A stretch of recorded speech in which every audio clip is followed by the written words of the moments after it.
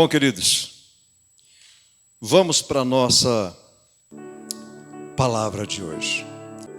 Então, eu queria hoje, nesse culto de ensinamento, falar sobre decência e ordem no culto ao Senhor.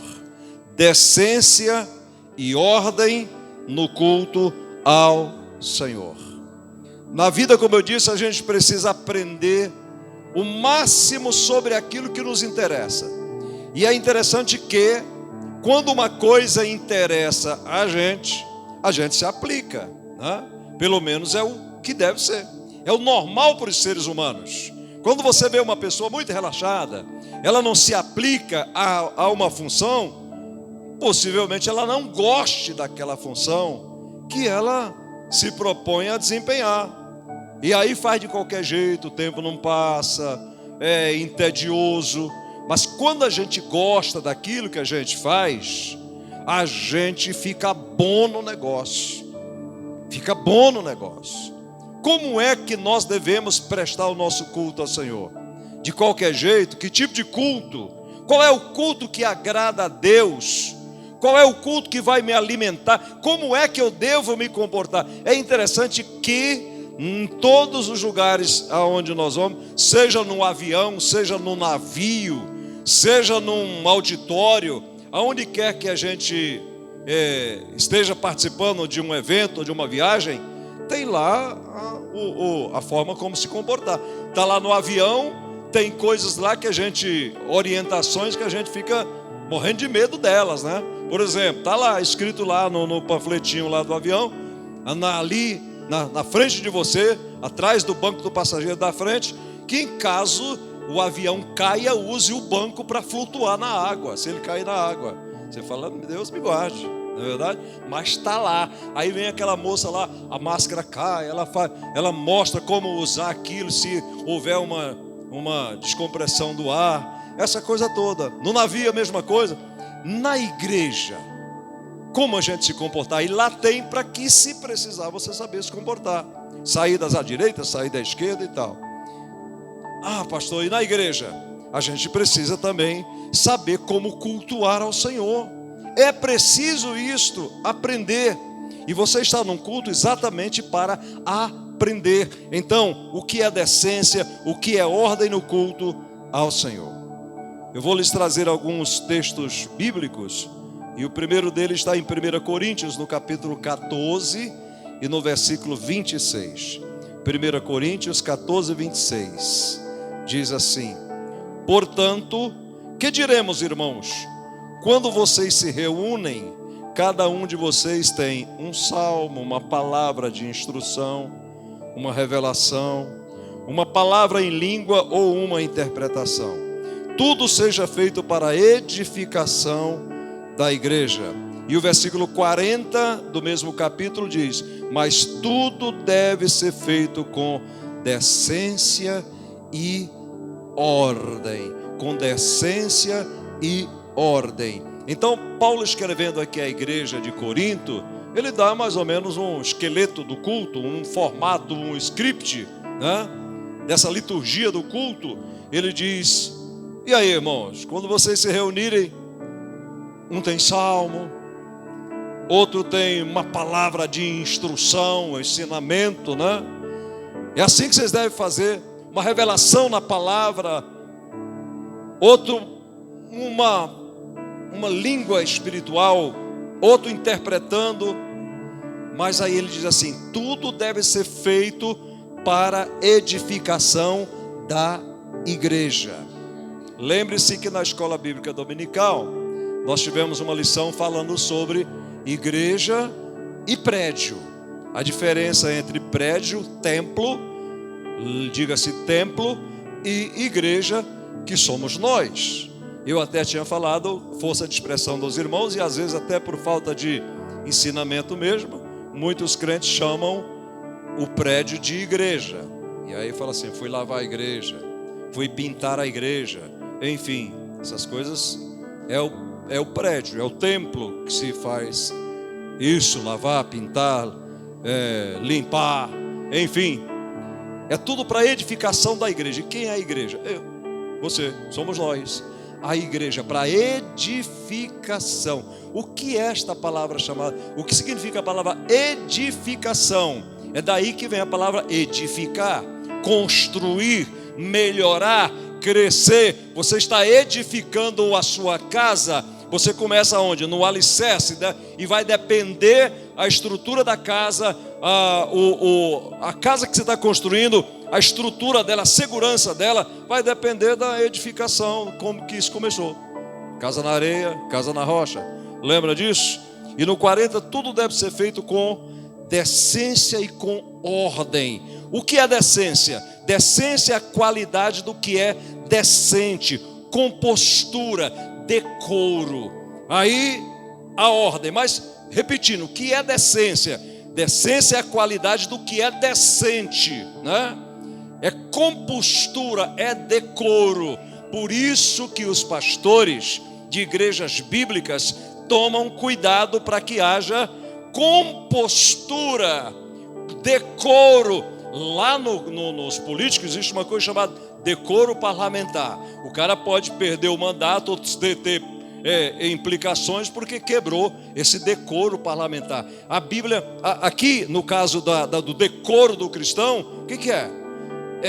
Está relacionado ao lado estético também, a roupa, o cabelo, essas coisas todas, pode estar relacionado. Decoro, né? Eu não venho para cá ministrar a palavra para vocês de bermuda, de calça rasgada, né? Eu não venho, um dia de semana eu venho, e não há necessidade de que eu coloque um paletó, mas eu também não venho de qualquer jeito. Ter decoro, uma irmã vir para a igreja com decoro cristão, compostura, saber se comportar no ambiente. Todos os lugares que a gente vai, temos que ter compostura, saber se comportar aonde você vai. Ordem, o que é ordem? As coisas nos seus devidos lugares, boa disposição delas e organização. Em ordem. Por isso que Paulo, tudo deve ser feito com decência e com ordem. Decência, qualidade do que é decente, compostura e decoro, né? Cristão, ordem, as coisas nos seus devidos lugares, uma boa disposição delas e a organização, tudo organizado, cada um no seu quadrado, cada um na vocação que foi chamado, como diz a palavra de Deus. Aliás, é uma coisa interessante você descobrir a tua vocação. Pastor, a minha vocação, eu sempre gostei de tocar, cantar, pregar. Descubra a vocação e aí invista nisso, para que você fique bom nesse negócio.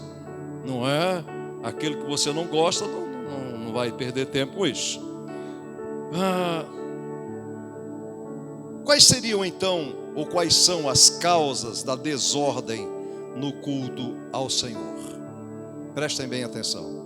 As causas da desordem no culto ao Senhor, que aliás, lembre-se disso, você não está aqui para cultuar a uma instituição, a uma denominação, a um pastor, a um homem, a uma instituição, ou até mesmo ao organismo vivo que é a igreja. Você não veio aqui para cultuar a igreja, você veio aqui para cultuar o Rei dos Reis e o Senhor dos Senhores, o Senhor Jesus, que é o noivo, é a cabeça ou cabeça da igreja, né? Então quais seriam essas causas? Eu coloquei aqui algumas delas que criam desordem no culto, e a primeira delas é o partidarismo, por exemplo. Partidarismo, né? O que seria isso? Então vamos para a Bíblia. 1 Coríntios no capítulo 11 e o versículo 18 diz assim: em primeiro lugar, ouço que quando vocês se reúnem como igreja, há divisões entre vocês. E até certo ponto, diz Paulo, eu creio. A igreja de Corinto era um problema sério. Ela tinha lá divisões dentro da igreja. Tinha alguns grupos, pelo menos 3 grupos dentro daquela igreja que deu muito trabalho a Paulo. Um dizia assim: eu sou de Paulo. O outro dizia assim, eu sou de... Tinha 4 grupos na realidade. Um dizia, eu sou de Paulo. O outro dizia, eu sou de Apolo. Outro dizia, eu sou de Cefas, que era Pedro. E tinha ainda um grupo, talvez o pior, que dizia assim, eu sou de Cristo. Os religiosos.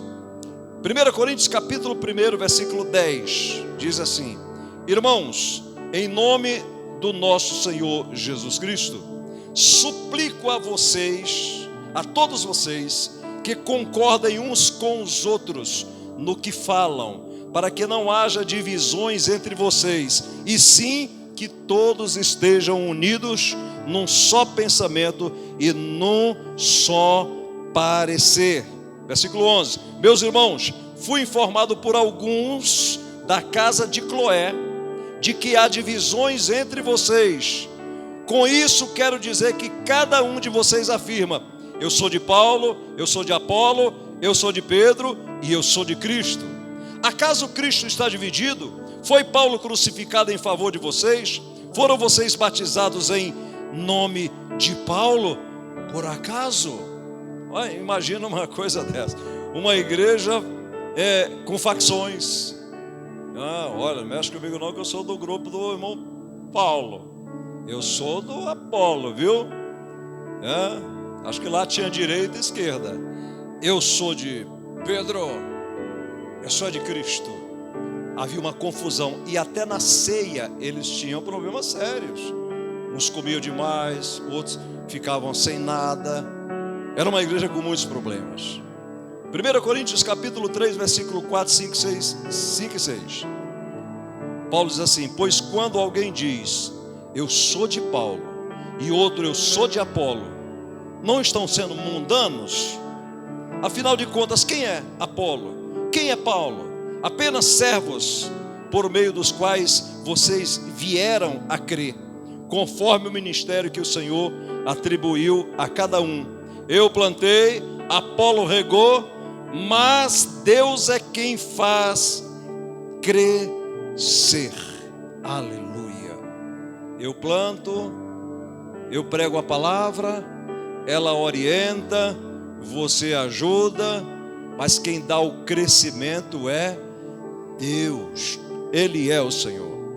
A segunda coisa que causa desordem no culto, a carnalidade dos crentes na igreja de Corinto. Carnalidade é o contrário de espiritualidade. Carnalidade dos crentes naquela igreja de Corinto ficou registrado para que a gente tome cuidado para não ter na igreja que a gente é membro, porque existe a igreja universal e a igreja local.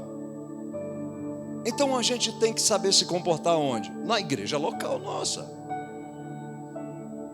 Cada pastor ensine o seu rebanho e cada rebanho aprenda como se comportar na igreja local para estar bem na igreja de Cristo mundial. Então por isso que há algumas coisas na Bíblia que é interessante a Bíblia, né? Na casa da gente, na sua casa, se você for falar para os outros, há algumas coisas lá que você não escreveria. É só o lado bom, né? É só o lado bom. É igual foto de rede social. Pau está quebrando, está tudo errado, mas na hora da foto, família perfeita. Antigamente a gente chamava foto de pasta de dente, era isso? Comercial de margarina, foto de pasta de dente, está todo mundo sorrindo, todo mundo feliz, né? Para os de fora, a gente quer sempre, e eu não estou dizendo que está errado, mas a gente quer sempre mostrar que está tudo bem.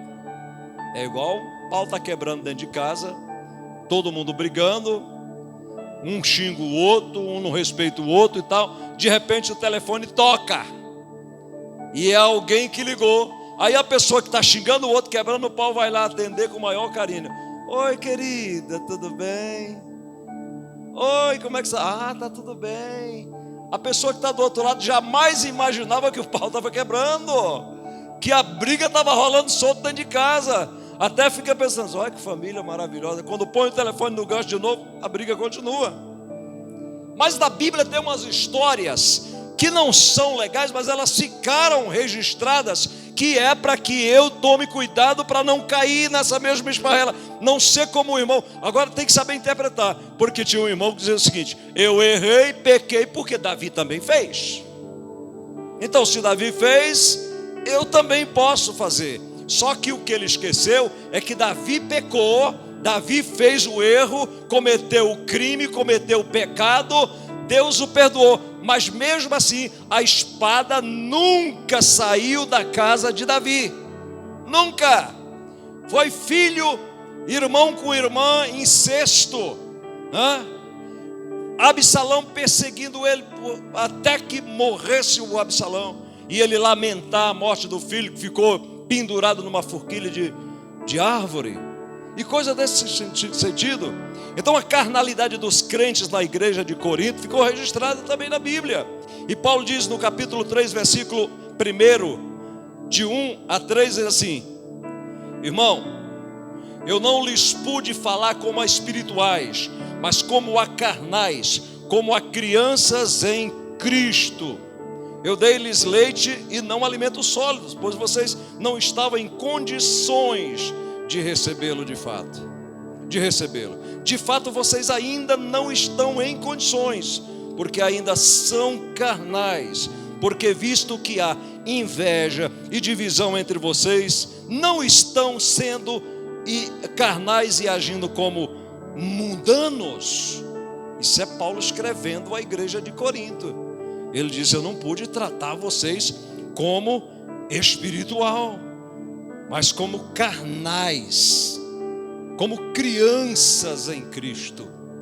É chato, não, uma coisa dessa? Então uma das coisas que tira o brilho do culto é a carnalidade dos crentes na igreja. Crente carnal, crente que não vigia no que fala, que age como os carnais. E aí depois no culto esse crente não pode produzir louvor perfeito a Deus, porque ele está com a mente contaminada, ele está cheio de carnalidades. Terceira coisa que pode sujar, estragar o culto do Senhor: a intemperança ou o descomedimento, né?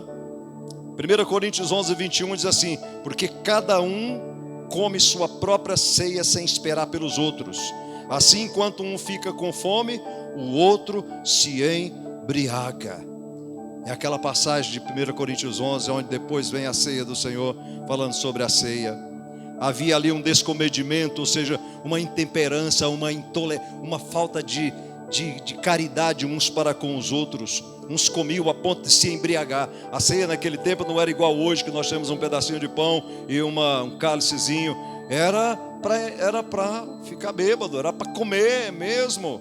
Aí como que alguém trouxesse lá o seu cordeiro e o outro um frango magro, ou quase nada, e os que estavam nessa mesa comendo, ainda tiravam um barato do outro que não tinha o que comer.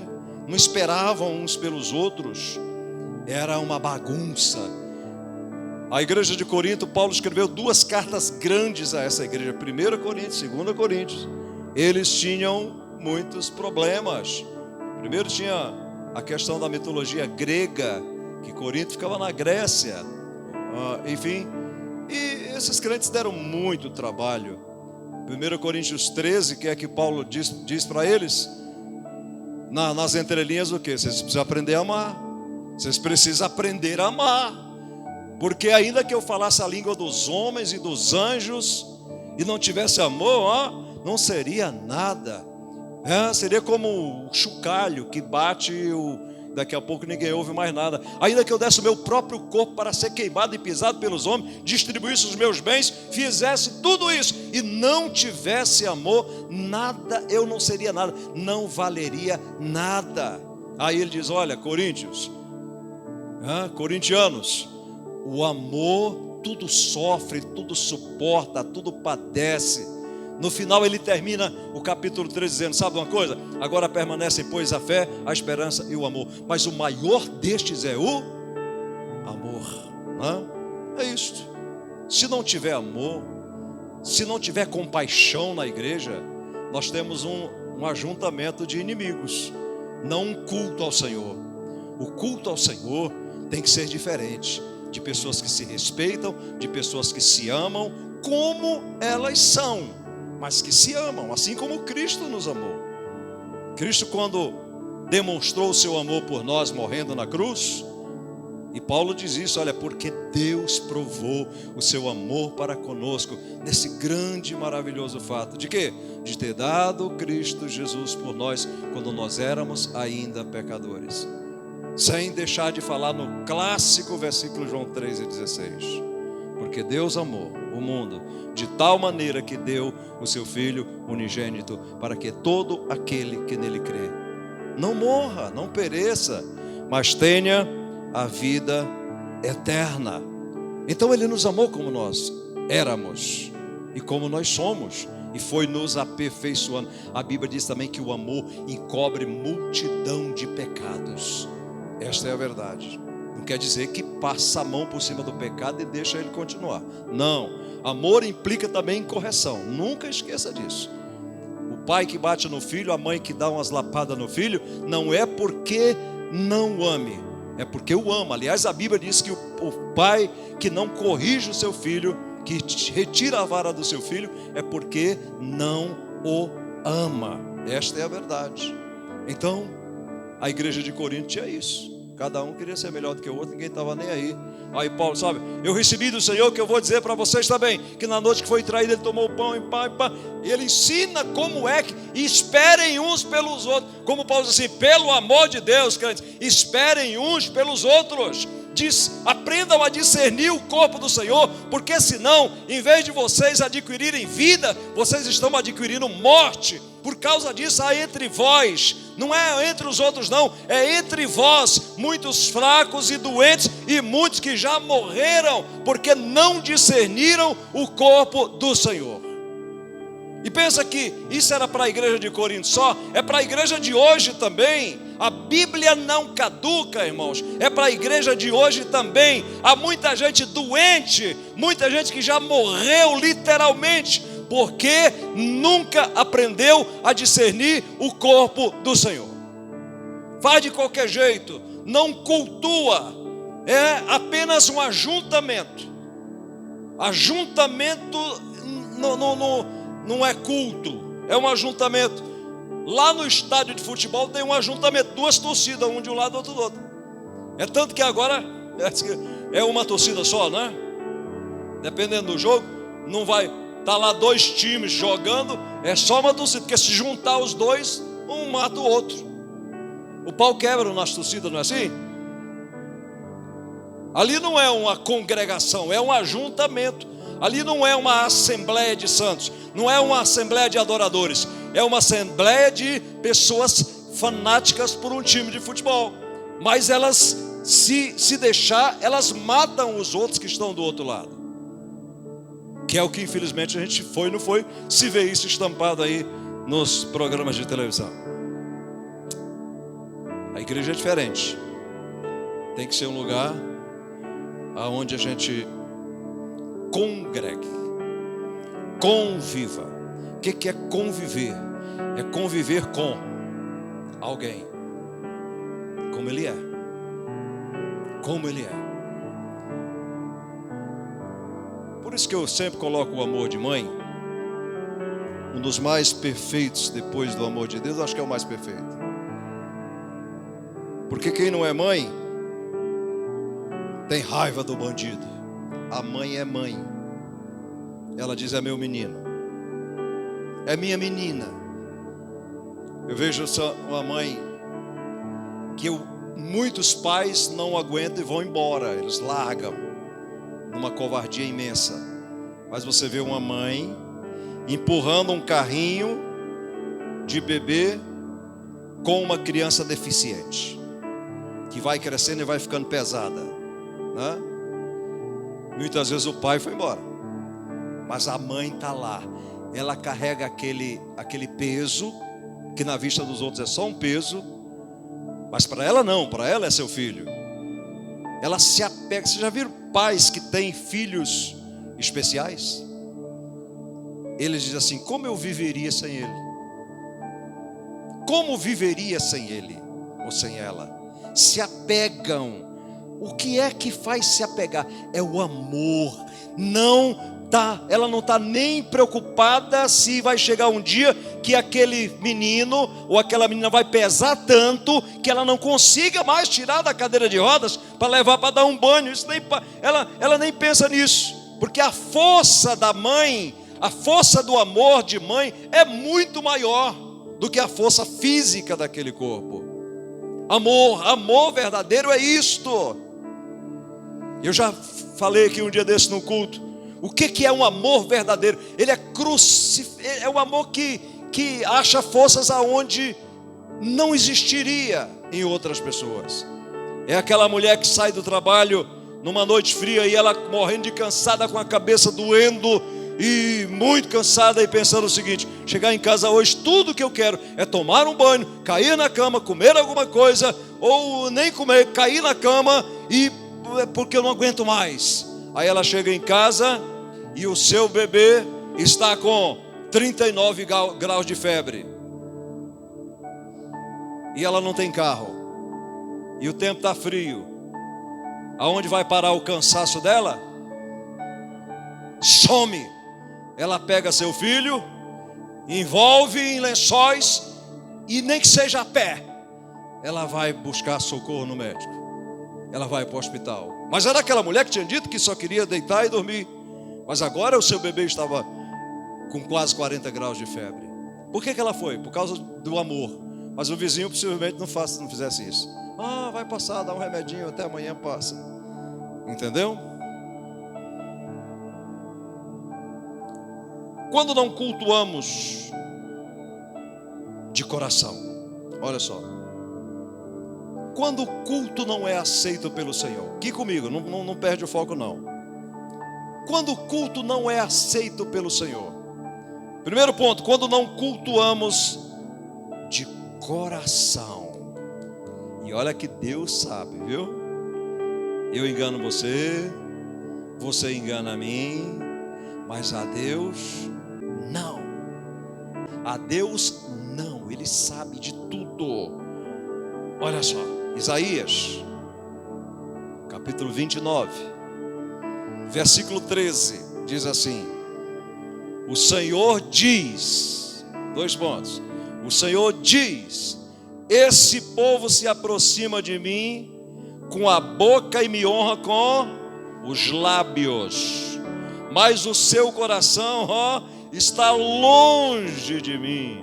A adoração que me prestam só é feita de regras ensinadas por homens. Acabou.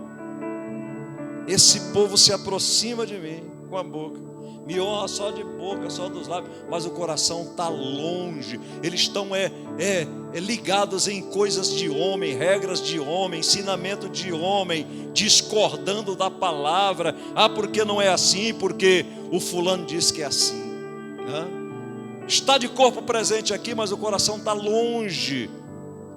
Esse culto não é aceito pelo Senhor.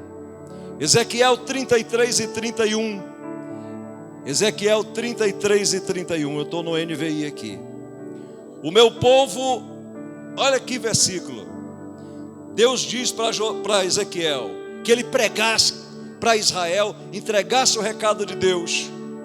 E antes que Ezequiel retrocedesse e dissesse não, ele diz: olha, o meu povo, Ezequiel 33, 31, o meu povo vem a você como costuma fazer, e se assenta diante de você para ouvir as suas palavras, mas não as põe em prática. Com a boca eles expressam devoção, mas o coração deles está ávido de ganhos injustos. De fato, para eles você não é nada mais do que alguém que entoa cânticos de amor com uma bela voz e que sabe tocar um instrumento, pois eles ouvem as suas palavras, mas não as põem em prática. Quando tudo isso acontecer, e certamente acontecerá, eles saberão que um profeta esteve no meio deles. É isto. O que o pastor prega não... O pastor prega é bobeira. O que o meu pastor... Vou atrás de outros pastores, porque o que ele prega é besteira. E o Senhor está dizendo, cuidado, eu vou fazer, é desse jeito. E o Senhor está dizendo a Ezequiel, eles te ouvem, eles gostam da tua voz, eles até acham que você toca bem, mas olha, estão nem aí para você. Eles não põem em prática o que eles escutam. Mas quando acontecer o que eu disse, eles vão saber que um profeta passou no meio deles. Mateus capítulo 15, versículo 7. Hipócritas, bem profetizou Isaías acerca de vocês, dizendo: este povo me honra com os lábios, mas o seu coração está longe de mim. Em vão me adoram, seus ensinamentos não passam de regras ensinadas por homens. Então, alguns pontos do que é um culto que não é aceito pelo Senhor. Quando não reverenciamos, ou quando não se pratica o culto de verdade. Quando usamos de hipocrisia ao cultuar ao Senhor. Aí Deus não passa melado na boca de Deus. Mateus 23, do 23 ao 27. Olha o que diz. Ai de vocês. Isso aqui foi uma das falas mais bravas de Jesus. Ai de vocês, mestres da lei e fariseus, hipócritas. Vocês dão o dízimo da hortelã, do endro e do cominho, mas têm negligenciado os preceitos mais importantes da lei, que são o quê? A justiça, a misericórdia e a fidelidade. Vocês devem praticar essas coisas sem omitir aquelas, ou seja, vocês devem dar o dízimo, as ofertas, sem deixar de fazer as outras. Guias cegos, vocês coam um mosquito e engolem um camelo. Ai de vocês, mestres da lei e fariseus hipócritas, vocês limpam o interior do copo e do prato, mas por dentro, vocês limpam o exterior do copo e do prato, mas por dentro eles estão cheios de ganância e cobiça. Fariseu cego, há um conselho: limpe primeiro o interior do copo e do prato, para que o exterior também fique limpo. Ai de vocês, mestres da lei e fariseus hipócritas, vocês são como sepulcros caiados, bonitos por fora, mas por dentro estão cheios de ossos e de todo tipo de imundície. E olha, irmão, eu vou te falar uma coisa: ai daquele que recebeu um ai de Jesus, um ai de Deus. Terceira coisa, quando não reverenciamos a Deus no templo. Isso mesmo. Olha o que diz Eclesiastes capítulo 5, versículo 1. Quando você for ao santuário de Deus, seja reverente. Quem se aproxima para ouvir é melhor do que os tolos que oferecem sacrifício sem saber que estão agindo mal. Quando eu digo que o coreano que veio ao Brasil voltou horrorizado com o que ele viu no Brasil, em parte eu dou razão a ele, embora nós não somos iguais a eles, os coreanos são muito, os orientais são muito, parece soldadinho de chumbo, né? Ali todo mundo juntinho e tal. Nós brasileiros a nossa cultura é diferente, mas ele não deixa de ter razão no que ele relata no seu vídeo, o desmantelo que ele viu na igreja brasileira. Gente que não respeita o culto, gente que se levanta toda hora, gente que fica andando para lá, para cá, vai beber água sem ter sede, vai para o banheiro e leva mais um grupo junto e fica lá perdendo a palavra. É incrível, mas em várias igrejas, na hora da ministração da palavra, se você for ao banheiro, E me desculpe as irmãs, porque eu nunca vi um homem convidar outro para ir no banheiro. Eu só vejo mulher convidar outras para ir no banheiro. Se você for no banheiro, você vai encontrar uma outra reunião no banheiro, né? A palavra está rolando e tem uma reunião do banheiro. E essas reuniões do banheiro nem sempre são reuniões concernentes ao bem da obra. Sempre são, na maioria dos casos, assuntos que entram totalmente em dissonância com a realidade da igreja. Então, quando você for ao santuário de Deus, seja reverente. Em outra palavra, guarda o teu pé. Vamos ver aqui na frente. Quando entrares na casa do Senhor. Reverência, irmãos. Nós não podemos dizer somos modernos e você vem para a igreja do jeito que você quiser, faz o que você quiser aqui, com a roupa que você quiser, entra na igreja com um chapéu na cabeça. Eu acho isso interessante o seguinte, já vi várias vezes, o católico passa na frente desse templo evangélico, tira o boné da cabeça, tira o chapéu da cabeça e faz o sinal da cruz. Não é incrível isso? A reverência que eles têm com o prédio. Mas vai por aí para você ver. Estou criticando a igreja, cada um vai prestar conta diante de Deus. É bonezinho virado para trás, é chapéu, é regata, é roupa rasgada que eu tive que pedir para vocês não usarem mais, ninguém nunca mais usou. Obrigado pela consideração, não pela obediência, mas pela consideração que tiveram a esse pastor, porque eu não proibi, mas eu só dei uma palavra de que eu não gostaria que ninguém viesse para cá com roupa rasgada, e nunca mais eu vi. Muito obrigado por isso, parabéns para vocês. Ok, então tem que ter reverência na casa do Senhor. E aí a gente tem argumento muito forte para isso. Não precisa mais do que isso. Ontem nós andando na rua, uma pessoa com a calça toda rasgada. Eu digo, no dia que ela estiver aqui numa audiência diante de um juiz, pede para ela ir com essa roupa aí, para ver se ela entra lá. Passa nem na porta do prédio. O guarda lá já breca ela. Tem que ir de roupa social, tem que ir arrumadinho, enfim. E eu venho disso, irmãos. Eu venho dessa época. Claro, hoje raramente eu ponho um paletó. Nas magias da ceia.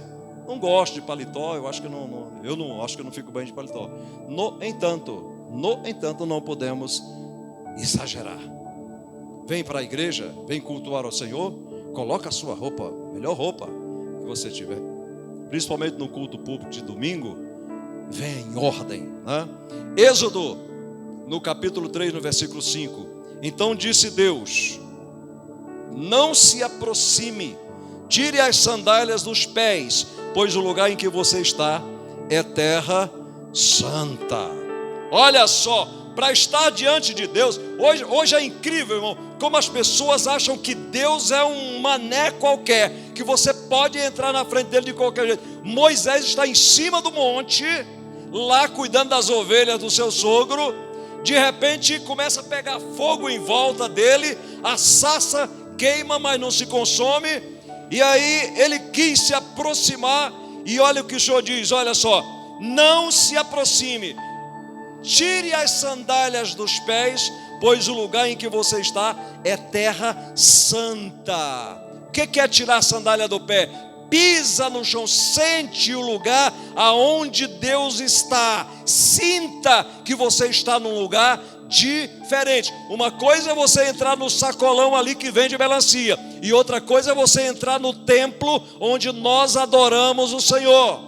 Se eu pudesse nesse local aqui, nós nunca fazíamos outra coisa a não ser cultuar ao Senhor. Não colocava mesa para ninguém comer, não fazia nada aqui que não fosse culto. Aliás, vamos tentar fazer isso, porque nós temos um espaço lá embaixo, que é o salão social, porque aqui é o espaço onde nós devemos nos reunir para adorar ao Senhor. Não é para encher o bucho de comida, mas é para encher a alma, o coração dos ensinamentos da palavra de Deus. Salmo 89, versículo 7 diz assim: na Assembleia dos Santos Deus é temível mais do que todos os que o rodeiam.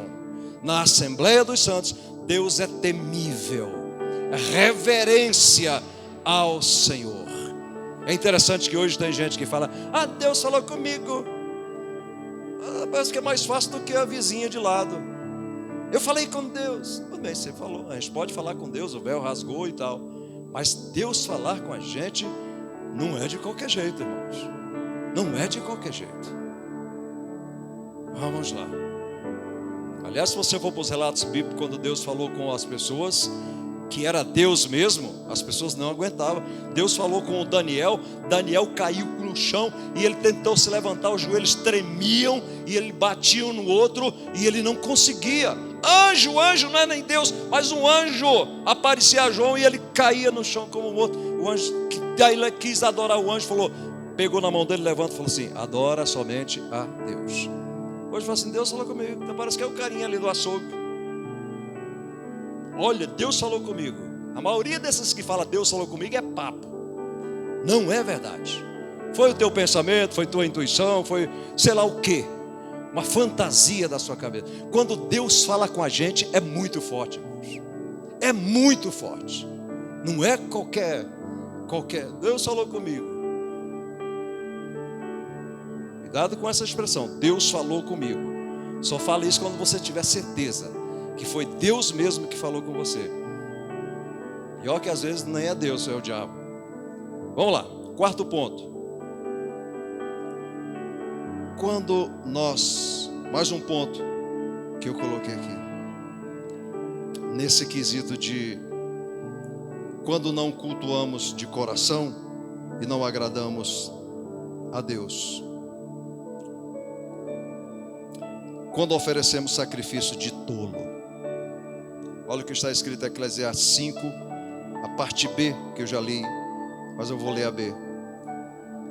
Quem se aproxima para ouvir é melhor do que os tolos que oferecem sacrifício sem saber que estão agindo mal. Uma outra coisa que Deus não se agrada é quando quando estamos apenas no culto, corpo presente, só isso. Vou ler de novo que já li. O Senhor diz: esse povo se aproxima de mim com a boca, me honra com os lábios, mas o coração está longe, mas longe de mim. Não vem ao culto para agradar a ninguém. Por isso que eu já disse aqui e repito, você não é obrigado a nada.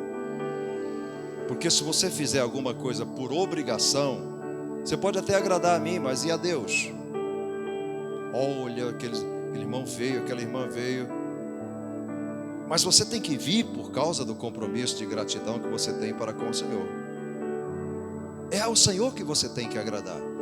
Entende uma coisa, se você agradar a Deus, por tabela você vai agradar o pastor também.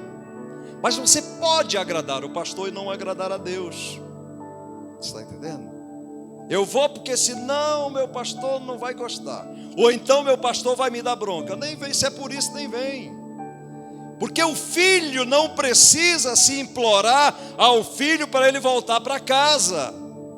Filhos voltam para casa, assim como maridos vão trabalhar e voltam para casa. Não precisa a mulher ficar implorando para ele voltar para casa. É natural que ele volte para casa. É natural que ele fique em casa. A Bíblia diz que o que não é filho não fica, mas o que é filho fica sempre em casa. Isto é o normal na vida da gente. Quem é crente, ainda que alguém não queira que ele venha, ele vem. Ele vem. Olha, eu estou andando por aí. Ontem um dia desse, eu fui lá em Santa Maria, eu fui lá não sei onde, eu fui trocar o óleo do carro, eu fui resolver um monte de coisa. Mas você acha que se eu tivesse encontrado alguém dizendo para mim, não volte para Diadema, não volte para sua casa, não vá dormir com a sua mulher, não vá para lá, você acha que eu teria obedecido? Claro que não. Eu disse, mas é bobo. Por que eu não vou voltar? Lá é a minha casa, é o meu lugar, é onde eu moro. Lá está minha mulher, meus filhos, é para lá que eu vou. Então o crente que é crente, acabou, não tem conversa. Agora, se eu não fosse marido dela, se eu fosse só alguém que ia lá uma vez, olha, não vai não. Eu dizia, rapaz, sabe que é verdade? É longe, né? Eu vou ficar por aqui mesmo. Não é minha casa. Se você nasceu de novo, se você é crente de verdade, ainda que o inferno inteiro queira arrancar você das mãos do Senhor, ou da obra de Deus aqui na terra, você não vai aceitar. Tá bom, não vai aceitar. Comigo não. Aquela história, irmão, meu compromisso não é com você. Eu não tenho que agradar você, meu compromisso é com Deus. Então é isso. Então quais os requisitos necessários para o verdadeiro culto a Deus? Alguns, por exemplo, reverência à santidade divina.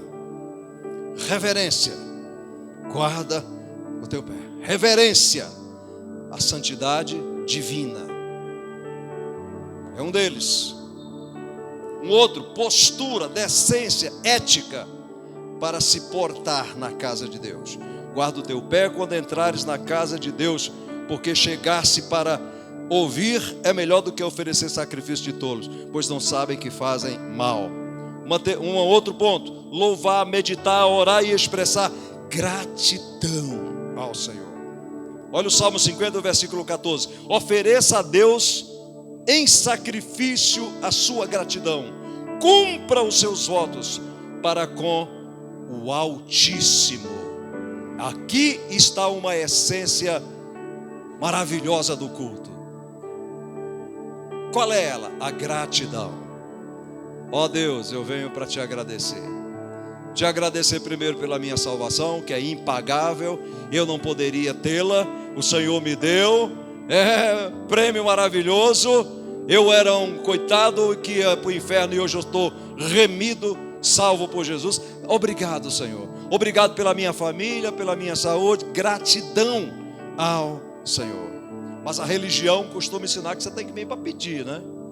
Pede, pede, pede, pede. As filhas da sanguessuga é dá e dá. Eles gostam tanto de pedir que adulteram o versículo. O versículo está só assim: pedi e dá-se-vos-á. Mas a maioria diz: pedi e pedi.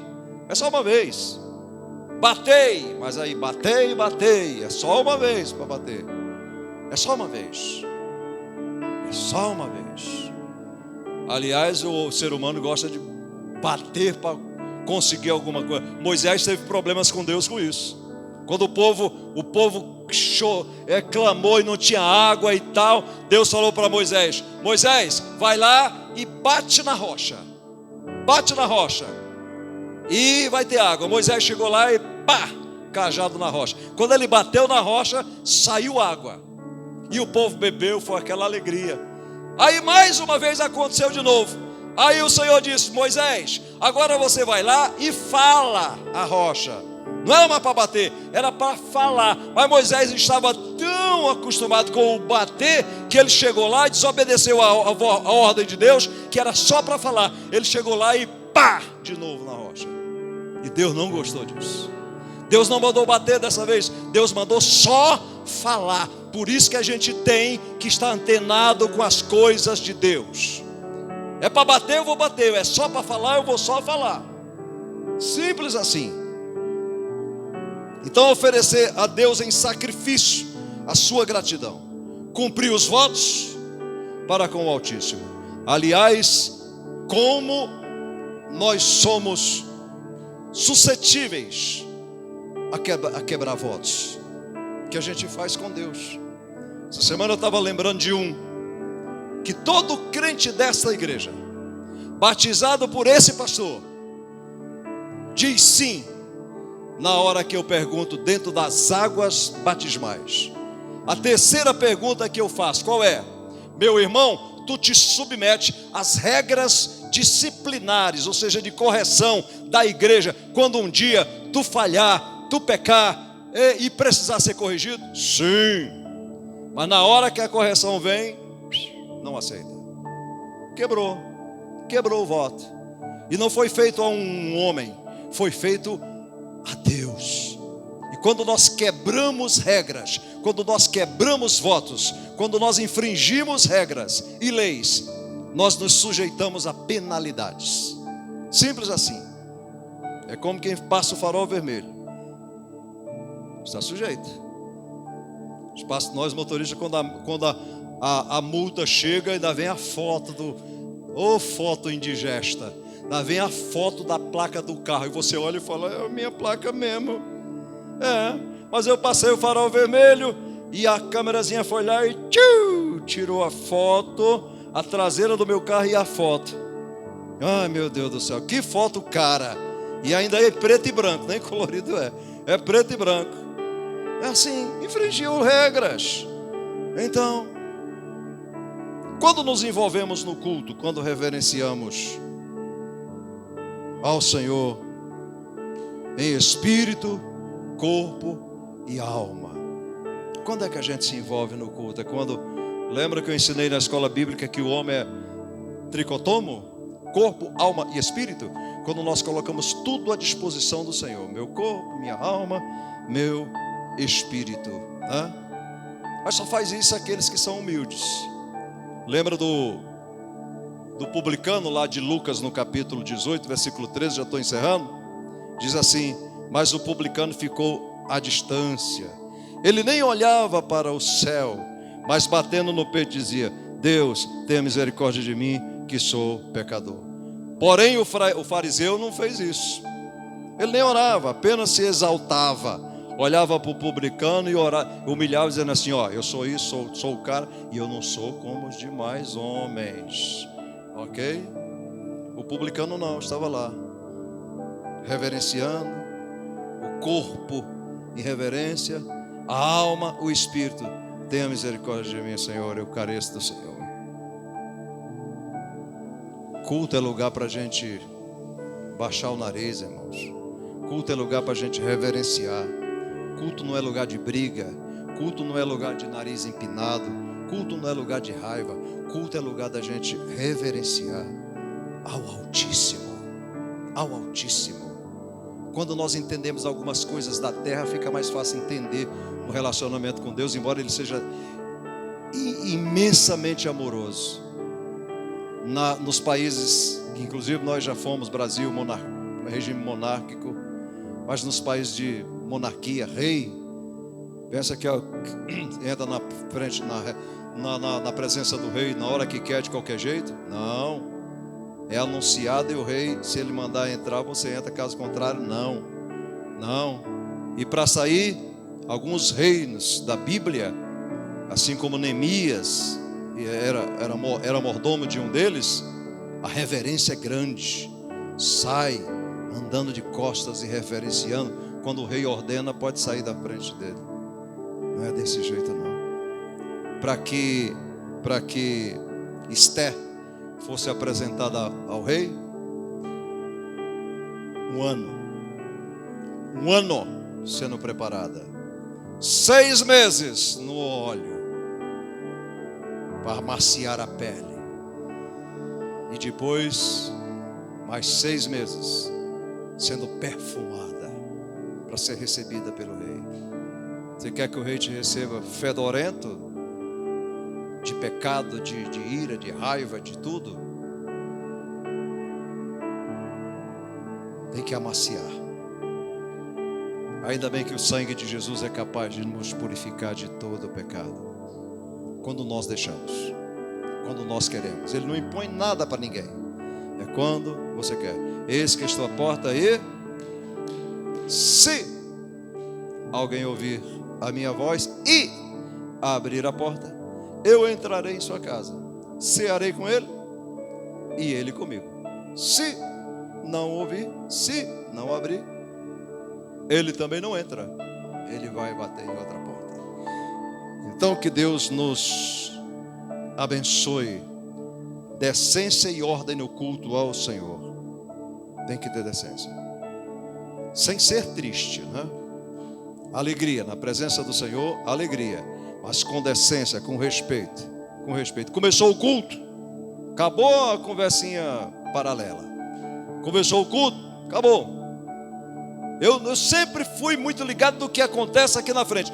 E às vezes que eu tentei não ser, eu fui repreendido e não esqueço até hoje.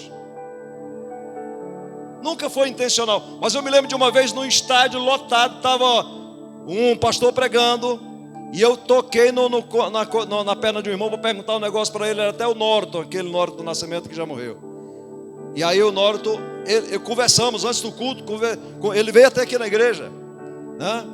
E conversei com ele tranquilamente. Esqueci de perguntar uma coisa.